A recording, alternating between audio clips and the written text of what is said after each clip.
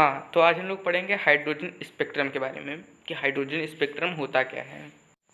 तो हम लोगों ने बोहर मॉडल में ये पढ़ा था कि जब कोई इलेक्ट्रॉन एनर्जी को एब्जॉर्ब करके लोअर एनर्जी से हायर एनर्जी के लेवल पे पहुंच जाता है, यानी लोअर एनर्जी के शेल से हायर एनर्जी के शेल पे पहुंच जाता है और इसमें वो एनर्जी को एक रेडिएशन के रूप में इमिट करता है, तो इसे इमिशन स्पेक्ट्रम कहते हैं। इससे जो स्पेक्ट्रम प्राप्त होता है उसे इमिशन स्पेक्ट्रम कहते हैं। और ये जो फिनोमिना हाइड्रोजन के लिए जब होता है तो उसे हाइड्रोजन स्पेक्ट्रम या हाइड्रोजन इमिशन स्पेक्ट्रम भी कहते हैं। तो ये कैसे प्राप्त हुआ कि जब 1800 में ये सब माना जाता था कि जब कोई गैस को इलेक्ट्रिक डिस्चार्ज के थ्रू उसे आइसोलेट किया जाता है, यानी जब उसके सारे एटम एक्साइटेड स्टेट में आ जाते हैं, तो जब उससे लाइट पास कराई जाती है तो एक स्पेक्ट्रम मिलता है। और ये जो स्पेक्ट्रम मिलता है ये डिस्क्रीट एटॉमिक स्पेक्ट्रम होता है, यानी ये कॉन्टिन्यूस नहीं होता, इसमें कुछ ही लाइट दिखते हैं।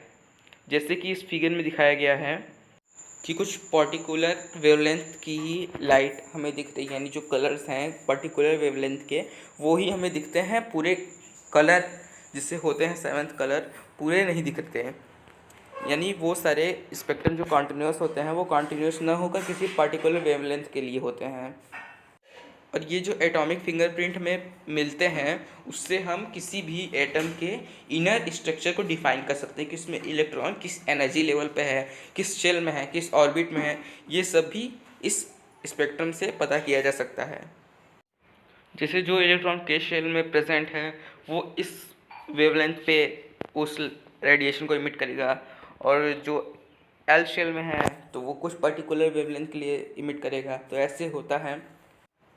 तो अब हम लोग जानते हैं कि हाइड्रोजन स्पेक्ट्रम का इम्पोर्टेंस क्या है। तो जैसा कि मैंने बताया कि ये किसी एटम के इनर स्ट्रक्चर को डिफाइन करता है कि उस शेल्स में कौन कौन से इलेक्ट्रॉन किस किस शेल में प्रेजेंट है, ये हमें बताता है। यानी हमें क्वांटिटाइज्ड इलेक्ट्रॉनिक स्ट्रक्चर एटम का हमें दिखाता है कि ये इस वेवलेंथ के लिए ये इलेक्ट्रॉन इस शेल में प्रेजेंट है। तो हम लोग ये जान लेते हैं कि हाइड्रोजन के एटम को आइसोलेट किया कैसे जाता है। तो जो हाइड्रोजन का मॉलिक्यूलर होता है उससे जब हम लोग इलेक्ट्रिक डिस्चार्ज करवाते हैं, यानी उसमें करंट का फ्लो करवाते हैं, तो उसके जो एटम होते हैं वो अलग अलग हो जाते हैं, यानी उनके बीच का बॉन्ड टूट जाता है। और जब इन एटम्स को एनर्जी दी जाती है तो इसमें जो इलेक्ट्रॉन होते हैं वो एक्साइटेड स्टेट में आते हैं, और जब उसमें से लाइट फ्लो किया जाता है तो उस पर स्पेक्ट्रम हमें मिल जाता है किसी पर्दे पे। अब हम लोग ये देख लेते हैं कि जो हाइड्रोजन स्पेक्ट्रम में जो हमें डिस्क्रीट स्पेक्ट्रम प्राप्त होता है तो उसमें जो लाइनें प्राप्त होती हैं उसकी वेवलेंथ क्या क्या होती हैं। तो जब हम लोग हाइड्रोजन एटम पे लाइट डालते हैं तो लाइट में फोटॉन प्रेजेंट रहता है। तो जब फोटॉन एक एनर्जी का फॉर्म होता है, क्वांटा होता है, यानी एनर्जी के पैकेट्स होते हैं, तो जब कोई इलेक्ट्रॉन इन एनर्जी के पैकेट्स को लेता है तो वो लोअर एनर्जी लेवल से हायर एनर्जी लेवल की तरफ ट्रांजिट कर देता है, यानी उसका ट्रांजिशन हो जाता है लोअर एनर्जी लेवल से हायर एनर्जी लेवल की तरफ। जैसे कोई इलेक्ट्रॉन अगर के शेल में प्रेजेंट है तो वो फोटॉन लेकर वो एल शेल में चला जाएगा, यानी n=1 से n=2 में उसका ट्रांजिशन हो जाएगा। और जब कोई इलेक्ट्रॉन फोटॉन को इमिट करेगा तो वो हायर एनर्जी लेवल से लोअर एनर्जी लेवल की तरफ आ जाएगा। जैसे कोई इलेक्ट्रॉन n=2 में प्रेजेंट है तो वो n=1 में चला जाएगा एक फोटॉन को ट्रांसमिट करके। तो जो इलेक्ट्रॉन ने फोटॉन को इमिट किया है उसकी जो एनर्जी होगी वो हायर एनर्जी लेवल की जो एनर्जी होगी और लोअर एनर्जी लेवल की जो एनर्जी होगी उसके डिफरेंस पे डिपेंड करेंगी। उसकी वेवलेंथ, फोटॉन का वेवलेंथ n=2 की एनर्जी और n=1 की एनर्जी के डिफरेंस पे डिपेंड करेगी। जैसे एग्जांपल, जब n=3 से इलेक्ट्रॉन एक फोटॉन को इमिट करके n=2 में आता है तो जो फोटॉन निकलता है उसकी वेवलेंथ 656 नैनोमीटर होती है। तो अब हम लोग आगे चलेंगे।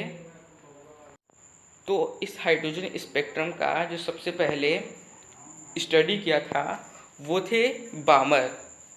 तो उन्हीं के नाम से पहले बामर सीरीज़ की खोज की गई और फिर बाद में लाइमन, फिर पाशन, ऐसे ऐसे कई सीरीज़ निकाले गए।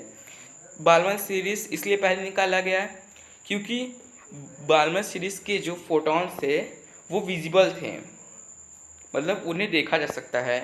और लाइमन और पाशन ये सब के जो फोटॉन निकले हैं रेडिएशन, वो देखा नहीं जा सका। कोई अल्ट्रावायलेट थे तो कोई इंफ्रारेड थे।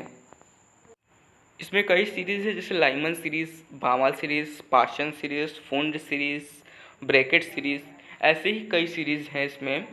तो इसमें जो फोटॉन निकलेंगे उनकी क्वालिटी अलग अलग होगी। जैसे बार्मर में विजिबल निकलेंगे, लाइमन में अल्ट्रावायलेट, पाशन में इंफ्रारेड, ऐसे ऐसे हर में अलग अलग फोटॉन इमिट करेंगे।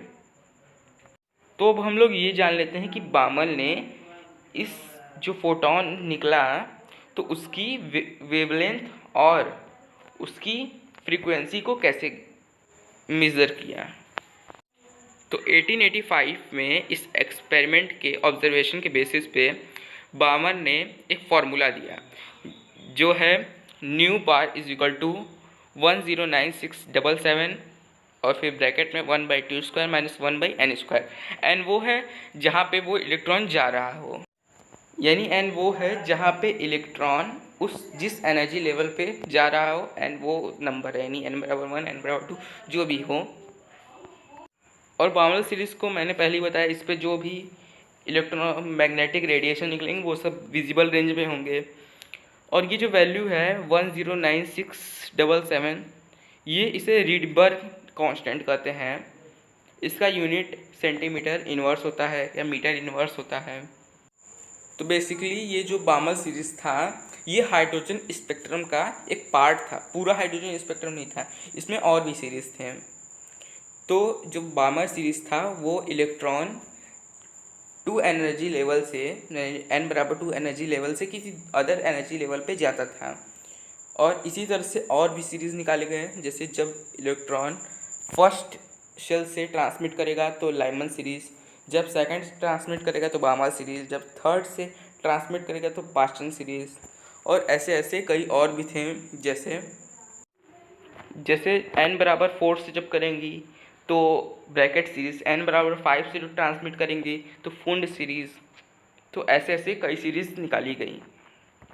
लाइमन सीरीज़ की ये क्वालिटी थी कि उसमें जो रेडिएशन निकलता है वो अल्ट्रावायलेट होता है, बार्मर में जो रेडिएशन निकलता है वो विजिबल रेंज में होता है, पास्टन में इंफ्रारेड विज़न में होता है, और ब्रैकेट में भी इंफ्रारेड विज़न में होता है, और जो फुंड में उसमें भी इंफ्रारेड विज़न में होता है। और इसकी जो पहली रेडिएशन निकलती है उसे एच अल्फ़ा कहते हैं प्रत्येक की, और जो दूसरा निकलेगा उसे एच बीटा, तीसरा एच गामा, चौथा एच डेल्टा, ऐसे ऐसे सभी निकलने वाले रेडिएशन के नेम रखे गए हैं। तो सभी सीरीज़ के जो रेडिएशन निकले गए हैं तो उसके वेवलेंथ को निकालने के लिए रीडबर्ग ने एक फार्मूला दिया जो इस तरह है, nu bar is equal to 109677 bracket में 1/n1² माइनस 1/n2²। n1 वो है जहाँ से इलेक्ट्रॉन निकला और n2 वो है जहाँ पे इलेक्ट्रॉन गया। और हमने बताया ही कि न्यू वेव नंबर है, और 109677 सेंटीमीटर इनवर्स ये रीडबर्ग कांस्टेंट की वैल्यू है हाइड्रोजन के लिए। और सभी एटम के लिए रीडबर्ग कांस्टेंट का वैल्यू होता है 109677 इंटू Z² सेंटीमीटर इनवर्स, जहाँ Z उस एटम का एटॉमिक नंबर है। तो हाइड्रोजन स्पेक्ट्रम के बारे में हम पढ़ चुके हैं। अब हम लोग पढ़ेंगे एटॉमिक स्पेक्ट्रा के बारे में। इसमें 2 स्पेक्ट्रम आते हैं, एक होता है इमिशन स्पेक्ट्रम और दूसरा होता है एब्जॉर्प्शन स्पेक्ट्रम। तो अब हम लोग ये जान लेते हैं कि एटॉमिक स्पेक्ट्रा होता क्या है। तो एटॉमिक स्पेक्ट्रा में हम लोग एटम का स्टडी करते हैं, किसके थ्रू, उसके इलेक्ट्रोमैग्नेटिक रेडिएशन जो निकलते हैं उसके थ्रू हम लोग किसी एटम के क्वालिटीज़ या उसके इंटर स्ट्रक्चर के बारे में हम लोग स्टडी करते हैं। तो हम लोग लाइट के रिफ्रैक्शन के बारे में हम लोग जानते हैं कि जब कोई लाइट किसी मीडियम से चलता हुआ किसी दूसरे मीडियम पे आता है तो वो अपने वे से कुछ दूर हो जाता है या कुछ पास आ जाता है। यानी वो अपने वे से डिफ्लेक्ट हो जाता है। तो इसे ही, इस फिनोमिना को ही रिफ्रैक्शन कहते हैं। और लाइट का जो स्पीड होता है वो मीडियम पे डिपेंड करता है कि वो किस मीडियम में चल रहा है। तो हम लोग पढ़ने जा रहे हैं इमिशन स्पेक्ट्रम में कि इमिशन स्पेक्ट्रम होता क्या है। तो इसमें होता क्या है कि कोई एटम या मॉलिक्यूल जो मैटर में होते हैं उसमें जो इलेक्ट्रॉन होते हैं वो एनर्जी को एब्जॉर्ब करके हायर एनर्जी लेवल में चले जाते हैं। जैसे कोई इलेक्ट्रॉन किसी लोअर एनर्जी शेल में है तो वो इलेक्ट्रॉन एनर्जी को एब्जॉर्ब करके हायर एनर्जी लेवल पे चला जाएगा। और हायर एनर्जी लेवल में वो इलेक्ट्रॉन स्टेबल नहीं होगा तो वो उस एनर्जी लेवल से फिर वापस लोअर एनर्जी लेवल में आ जाएगा, जिससे ये करने में वो फोटॉन को रिलीज करेगा जिसकी वेवलेंथ डिफरेंट होगी। हर एनर्जी शेल के लिए उसकी वेवलेंथ की वैल्यू डिफरेंट होगी।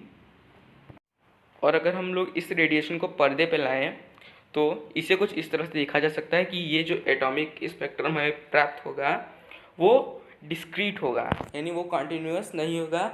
उसमें कुछ लाइनें हमें दिखेंगे और सब जगह ब्लैक होगा, जैसे इसमें दिखाया गया है। ये आयरन के लिए दिखाया गया है। इसमें कुछ ही पर्टिकुलर वेवलेंथ की कलर हमें दिख रहे हैं और सभी ब्लैक है। ब्लैक का वेवलेंथ 0 होता है। साइंस में ये माना जाता है कि ब्लैक और वाइट कोई कलर नहीं है।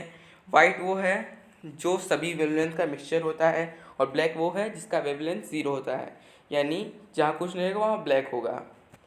अब हम लोग पढ़ते हैं एब्सॉर्प्शन स्पेक्ट्रम के बारे में। तो ये होता क्या है। तो हम लोग जानते हैं कि जब कोई वाइट लाइट प्रिज्म पे गिरता है तो वो अपने कलर में स्प्लिट कर जाता है, यानी उसके कलर फैल जाते हैं। सभी कलर किसी पर्दे पे हम लोग देख सकते हैं कि उसमें कौन कौन से कलर हैं। और प्रिज्म में जो लाइट होती है वो रेयर से डेंजर मीडियम और डेंजर से रेयर मीडियम में ट्रांसमिट होती है। जैसे एयर हो गया रेयर मीडियम और जो ग्लास है वो डेंजर मीडियम हो गया। तो इसे हमें एक बैंड प्राप्त होता है जिसे स्पेक्ट्रम कहते हैं, और ये वाइट लाइट का स्पेक्ट्रम होता है। इसे हम लोग घर में भी देख सकते हैं। अगर आपके पास प्रिज्म हो तो किसी वाइट लाइट को जब उसके थ्रू पास करवाएंगे तो वो अपने लाइट में, अपने कलर्स में एक पर्दे पे, किसी भी स्क्रीन पे स्प्लिट हो जाएगा। तो ये भी स्पेक्ट्रा का एक काइंड है, यानी ये एक टाइप ऑफ स्पेक्ट्रा ही है, जैसे एटॉमिक स्पेक्ट्रा और लाइन स्पेक्ट्रा। एब्जॉर्प्शन स्पेक्ट्रम में ये होता है कि जब हम लाइट को किसी हाइड्रोजन गैस से भरे जार से जब हम लोग फ्लो करवाते हैं तो जब उससे प्रिज्म के थ्रू हम लोग उस लाइट को किसी स्क्रीन पर रखेंगे तो हमें कुछ कुछ जगह पे एक ब्लैक लाइन दिखेंगी, यानी वो भी स्पेक्ट्रम कंटिन्यूअस ना होकर डिस्क्रीट हुई होता है। यानी उसमें सभी कलर तो रहेंगे लेकिन उस कुछ कुछ जगह पे ब्लैक लाइन खींचे रहेंगे, यानी वहाँ का वेवलेंथ कहीं गायब होता है। और वो कहाँ गायब होता है, वो कुछ गायब नहीं होता। वो जो पर्टिकुलर वेवलेंथ होता है वो उस फोटॉन को इलेक्ट्रॉन ले लेता है और हायर एनर्जी लेवल पे स्टेबल हो जाता है। और ऐसे ही हम इस पे दिखाया है तीनों कि कंटीन्यूअस स्पेक्ट्रम कैसा होता है, इमिशन स्पेक्ट्रम कैसा होता है और एब्जॉर्प्शन स्पेक्ट्रम कैसा होता है। तो कंटीन्यूअस स्पेक्ट्रम तो ऐसा होता है कि वहाँ उसमें कुछ नहीं रहेगा। इमिशन स्पेक्ट्रम में कहीं कहीं उसमें लाइट के कलर्स रहेंगे और एब्जॉर्प्शन स्पेक्ट्रम में कहीं कहीं ब्लैक लाइनें होगी जहाँ का वेवलेंथ गायब रहेगा। तो एक टॉपिक छूट गया था एस ऑर्बिटल का, कि ऑर्बिटल्स के शेप्स कैसे होते हैं। तो हम लोग पहले पढ़ेंगे एस ऑर्बिटल का शेप कि ये कैसा होता है। तो जो एस ऑर्बिटल का शेप होता है अगर उसे एक्सिस पे प्रेजेंट करें तो वो तीनों एक्सिस पे सिमेट्रिक होता है, यानी वो एक्सिस के जहाँ एक्सिस वो सब एक दूसरे को काटेंगे तो वहाँ पे उसके सेंटर पे एस ऑर्बिटल प्रेजेंट रहेगा और तीनों पे सिमेट्रिकल रहेगा। एस ऑर्बिटल का जो शेप होता है वो स्फेरिकल होता है जो कि तीनों एक्सिस पे सिमेट्रिकल होता है। ये तो हम लोगों ने पढ़ ही लिया। एस ऑर्बिटल 4s होते हैं, 3s होते हैं, 2s होते हैं, 1s होते हैं, जहाँ 4, 3, 2, 1 ये सब प्रिंसिपल क्वांटम नंबर है। और इस स्क्रीन पे दिखाया गया है कि एस ऑर्बिटल किस तरह होता है, एक्सिस है, वाई एक्सिस है, जेड एक्सिस है। अब हम लोग पढ़ेंगे पी ऑर्बिटल के शेप्स के बारे में कि ये कैसे होते हैं। तो पी ऑर्बिटल में 2 सेक्शन होते हैं जिसे लूप्स कहते हैं। इन लूप में ही इलेक्ट्रॉन प्रेजेंट होते हैं और ये दोनों लूप जब एक दूसरे को जिस पॉइंट पे इंटरसेक्ट करेंगे तो वहाँ पे ही न्यूक्लियस प्रेजेंट होता है। और जब इन्हें एक्सिस पे शो करेंगे तो पी एक्स के लिए जो लूप्स रहेंगे वो एक्स एक्सिस पे होंगे, वाई एक्सिस के लिए जो लूप्स होंगे वो वाई एक्सिस पे रहेंगे, और पी जेड के लिए जो लूप्स होंगे वो जेड एक्सिस पे रहेंगे। इस तरह हमें एक्सिस पे 3 तरह के लूप्स मिलते हैं जैसा कि इसमें दिखाया गया है। एक्स एक्सिस के लिए एक्स एक्सिस पे पी एक्स रहेंगे, और वाई एक्सिस के लिए पी वाई, और जेड एक्सिस के लिए पी जेड। और हर क्वांटम नंबर के लिए पी ऑर्बिटल का जो साइज़ होता है वो डिफरेंट होता है, और इनका इंक्रीज नंबर जो होगा वो 4p is greater than 3p is greater than 2p होता है। 1p नहीं होता, 1p ऑर्बिटल एग्जिस्ट नहीं करता। तो अब हम लोग पढ़ेंगे डी ऑर्बिटल के साइज़ के बारे में कि वो एक्सिस पे किस तरह रिप्रेजेंट किए जाते हैं। तो डी ऑर्बिटल में हमें मेनली 5 तरह के ऑर्बिटल एक्सिस पे देखने को मिलेंगे, जो हैं D X Y, D Y Z, D X Z, D X square dash Y square और डी जेड स्क्वायर। और D X Y, D Y Z, D X Z और D X square dash Y square में हमें 4 loops दिखेंगे, और जो D Z square होता है उसमें हमें 2 लूप्स ही दिखेंगे जो कि जेड एक्सिस पे प्रेजेंट किए जाएंगे। डी एक्स वाई में जो 4 लूप्स होते हैं वो एक्स एक्सिस और वाई एक्सिस के बीच में होंगे। डी वाई जेड में वाई एक्सिस और जेड एक्सिस के बीच में होंगे। डी एक्स और जेड में एक्स एक्सिस और जेड एक्सिस के बीच में रहेंगे। और D X square dash Y square में ऑर्बिटल्स जो रहेंगे वो एक्स एक्सिस और वाई एक्सिस दोनों पे होंगे, जैसा कि इस स्ट्रक्चर में दिखाया गया है।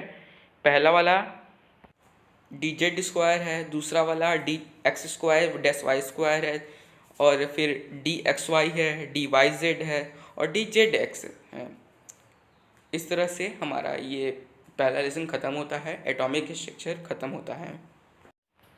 इस तरह हम लोगों ने 6 लेक्चर में एटॉमिक स्ट्रक्चर ख़त्म किया, जिसके प्लेलिस्ट मैंने बनाया हुआ है, आप लोग देख लीजिएगा। और अगर हमारे किसी वीडियो पे 250 से ज़्यादा वेव्स आ गए तो मैं इसका NCERT सॉल्यूशन भी वीडियो के थ्रू समझा दूंगा। Thank you. अगर वीडियो पसंद आए तो वीडियो को लाइक कीजिए।